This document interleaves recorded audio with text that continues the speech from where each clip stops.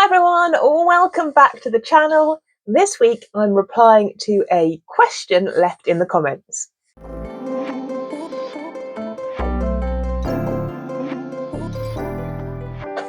Hi, if you're new around here, my name is Caroline. I'm a senior lecturer in physics, so I research and I work and I teach at a UK university. Today we are replying to one of the excellent comments that came up on a previous video.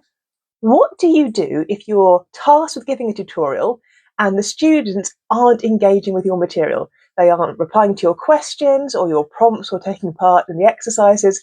How do you engage a potentially quiet or more introverted group of students? You walk into a classroom, maybe you're giving a tutorial, maybe you've got a handful of students, maybe you're up to 30 or 40 students, and you're trying to do a series maybe of interactive exercises or questions, and you really need the students to give you feedback so you know how well the tutorial is going and how their understanding of the material is progressing.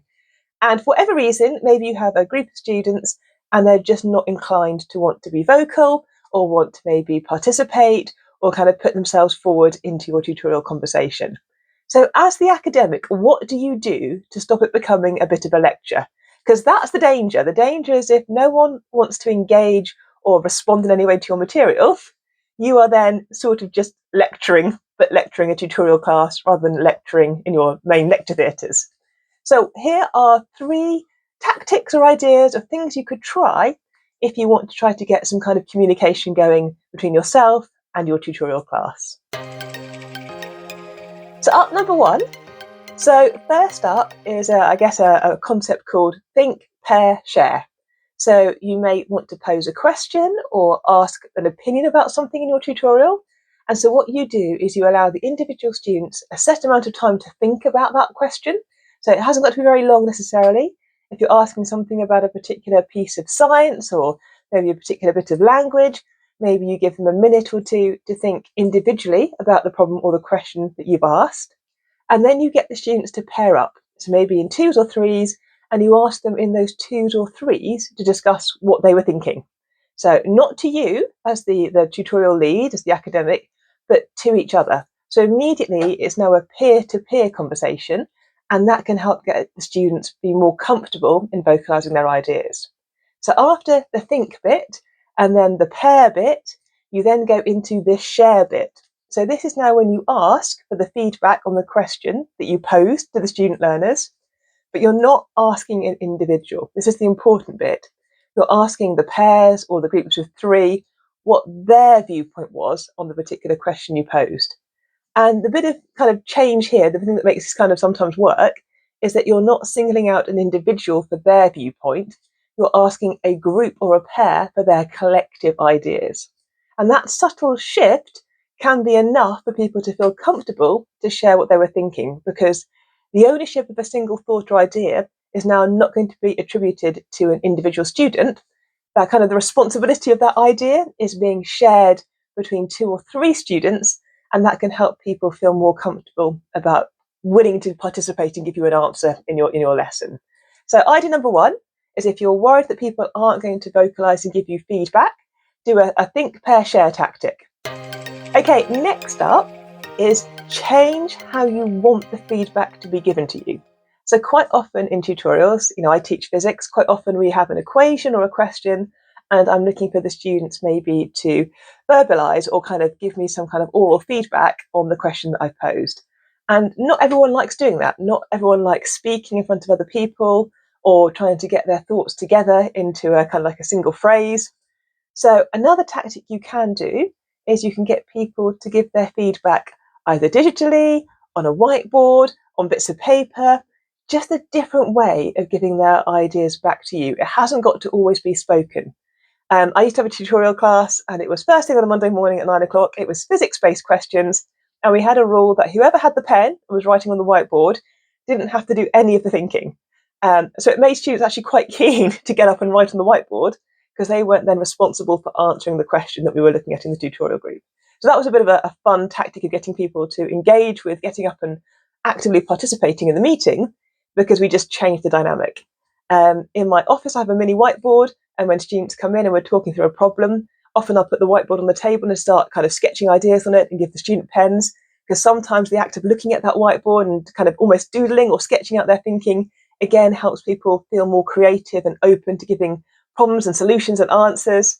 So don't always expect your students to give you verbal feedback. Offer them other means of providing, their thoughts in, be that writing on a post-it note, writing on some kind of digital platform that we have these days, doing some kind of polling system on your mobile phone. There's so many different ways that you can get students to engage with your tutorial material without them needing to always give you a spoken answer. So be creative in the way that you collect your student responses. And my last one for this little video is sometimes it's really fun to deliberately present an imperfect solution.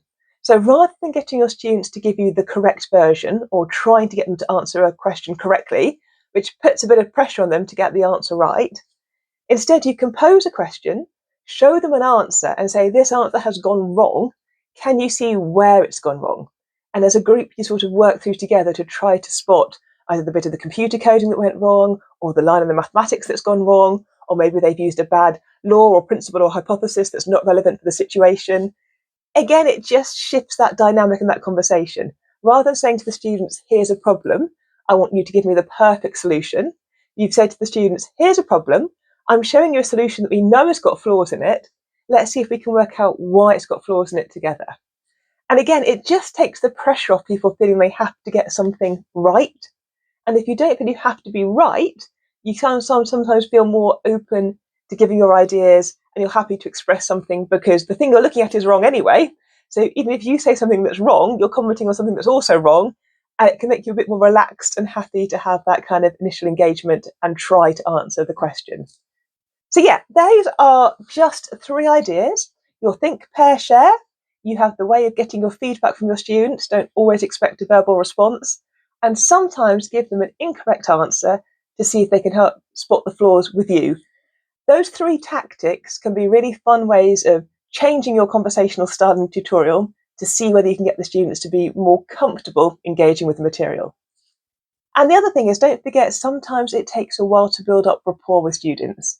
I might go into tutorial in week 1 and I'm working quite hard to try to get student engagement and them to be active in my tutorial, but they don't know me. Potentially, if they're new to the university or I'm teaching in a different department, they don't know who I am. They don't know my kind of style of giving a class. And it can take a while for people to kind of, build that trust and comfort level in your class to feel like they want to participate. So sometimes it takes maybe 3, 4, 5 weeks. And then if I keep giving tutorials to the same cohort of students, I can see our kind of conversational dynamic shifting, people being more happy to engage and participate. They feel more comfortable in the environment that we've created, not going to be judged or ridiculed. So they feel happier to put themselves out and to offer you more feedback than maybe they would do in the first couple of weeks of your classes. So sometimes time is your friend, and you just need to be consistent in your style, tone, delivery, your expectations, and the way you create a friendly learning environment. And if you keep doing those things week in, week out, often you then get rewarded with the students being more open and more comfortable in engaging in your classes. But let me know in the comments, this is something that I suspect many academics have faced. What are your top ideas if you have a tutorial class and they're quite quiet and you're trying to get responses back from them? What do you do to encourage that kind of two-way conversation? Let me know in the comments. As always, it's lovely to be a part of our academic YouTube community here, so please keep the comments coming. Let me know your thoughts and ideas. It's always lovely to hear your opinions from around the different locations that we all teach and work in. Look after yourselves, and I'll be back here soon for another academic video. Bye.